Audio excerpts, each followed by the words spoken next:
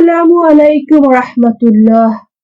একটা বাঘ রক্তের গন্ধ পেলে যতটা না হিংস্র হয়, একটা মানুষ টাকার গন্ধ পেলে তার চেয়েও শতগুণ বেশি হিংস্র হয়ে যায়। জীবনে ভালো থাকার সিক্রেটটা কি জানেন? কারো কথা কখনো গায়ে লাগাবেন না। আপনার পেছনে কেউ বাজে কথা বলে থাকে এই তিনটি কারণে। এক, যখন তারা আপনার স্থানে পৌঁছাতে পারে না। 2, আপনার যা আছে তাদের সেগুলো হয়তোবা নেই। 3, তারা আপনার মতো হতে চায় কিন্তু হতে পারে না। পৃথিবীর নিয়ম বড় অদ্ভুত। যার টাকা আছে তার মন নেই, আর যার মন আছে তার টাকা নেই। যদি জীবনে প্রয়োজনে নিজেকে বদলে ফেলতে হয় তবে তাই করুন। হয়তো কিছুটা কষ্ট হবে, তবুও যে তোমার মূল্য বোঝে না তার অপেক্ষায় থেকো না। যারা বেশি কথা বলে তাদের মধ্যে ভেজাল কম থাকে, কিন্তু তারা আবার ভেজালে বেশি পড়ে। বৃষ্টির সময় প্রত্যেকটা পাখি কোথাও না কোথাও আশ্রয় খোঁজে, কিন্তু ঈগল মেঘের উপর দিয়ে উড়ে বৃষ্টিকে এড়িয়ে যায়। তাই বিপদ আসার আগে সকল সেফটি নিয়ে রাখুন, যেন বিপদের বৃষ্টি আপনাকে কিছুই করতে না পারে। কাউকে মনে ক্ষত স্থানটা দেখাবেন না, কারণ মানুষের কাছে ব্যথা লাগানোর মলম নাও থাকলেও কাটা গায়ে ছেটানোর জন্য লবণ থাকবে ঠিকই। জীবনে চলার পথে নিজের রাস্তাটা নিজেকেই তৈরি করে নিতে হবে, সেখানে কেউ সাহায্য করবে না। আসলে বাস্তব জীবনটা সত্যিই বড় কঠিন। অতিরিক্ত কাউকে বিশ্বাস করতে নেই, অতিরিক্ত কাউকে ভালোবাসতে নেই, অতিরিক্ত কারো প্রতি আশা করতে নেই, কারণ এই অতিরিক্ত শব্দটাই একদিন তোমাকে অনেক বেশি কষ্ট দেবে।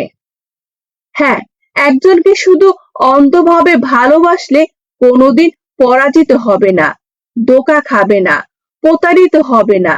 সে হচ্ছে তোমার প্রভু, এক এবং অদ্বিতীয় আল্লাহ। মানুষ হারিয়ে গেলে খুঁজে পাওয়া যায়, কিন্তু মানুষ বদলে গেলে আর আগের মতো করে তাকে খুঁজে পাওয়া যায় না। সবচেয়ে খারাপ লাগে তখনই যখন আপন কেউ পথভ্রষ্ট হয়ে যায়, কিন্তু ইচ্ছা থাকার পরেও তাকে সঠিক পথে ফিরিয়ে আনতে পারি না।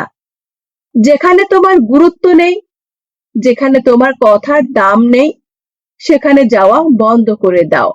এটা কারো বাড়ি হোক বা কারো মন হোক। কাউকে কাঁদিয়ে কোনোদিন সুখী হওয়া যায় না, কাউকে ঠকিয়ে কোনোদিন ভালো থাকা যায় না।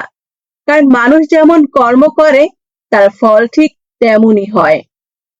নিজের মন খারাপ নিজেকে ভালো করতে শেখো, কারণ তোমার তুমি ছাড়া আর কেউই নেই।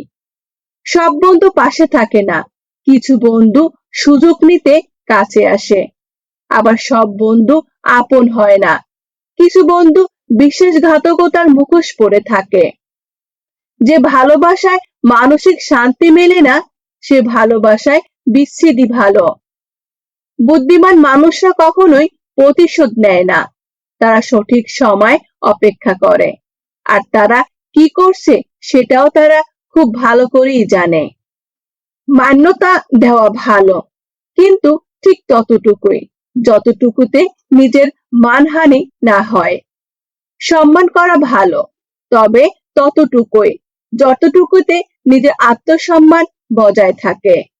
আর গুরুত্ব দেওয়া ভালো, তবে ততটুকুই যতটুকুতে নিজের যোগ্যতা ছোট না হয়ে যায়। চুপচাপ থাকা মানুষগুলোকে কখনো দুর্বল ভাবা ঠিক নয়, কারণ তারা ভদ্রতা জানে বলে চুপ থাকে, আর এটা তাদের পারিবারিক শিক্ষা। বেঈমান কখনো কাঁদে না, আর স্বার্থপর কখনোই কোনো স্মৃতি মনে রাখে না। মন ভালো থাকলে সবকিছু ভালো লাগে, আর মন খারাপ থাকলে ভালোটাও খারাপ লাগে। আর এটাই হচ্ছে প্রকৃতির নিয়ম। তাই সাধ্য মতো চেষ্টা করবে মনটাকে ভালো রাখতে। সৃষ্টিকর্তার সান্নিধ্যে মানুষের অন্তরকে পরিশুদ্ধ করে, তাই বেশি বেশি আল্লাহকে স্মরণ করুন, মন ভালো হয়ে যাবে। যে মানুষটা অল্পতেই অনেকটা খুশি হয়ে যায়, সে কিন্তু সামান্য আঘাতে অনেকটা কষ্ট পায়। আমি তাকে রাগ দেখাই, যাকে আমি অনেক বেশি ভালোবাসি। তাই কেউ যদি আপনার সাথে অভিমান বা রাগ করে, তার সাথে উল্টো রাগ করবেন না, কারণ আপনার প্রতি তার ভালোবাসা একটা অনুভূতি আছে বলেই হয়তো রাগ করছে।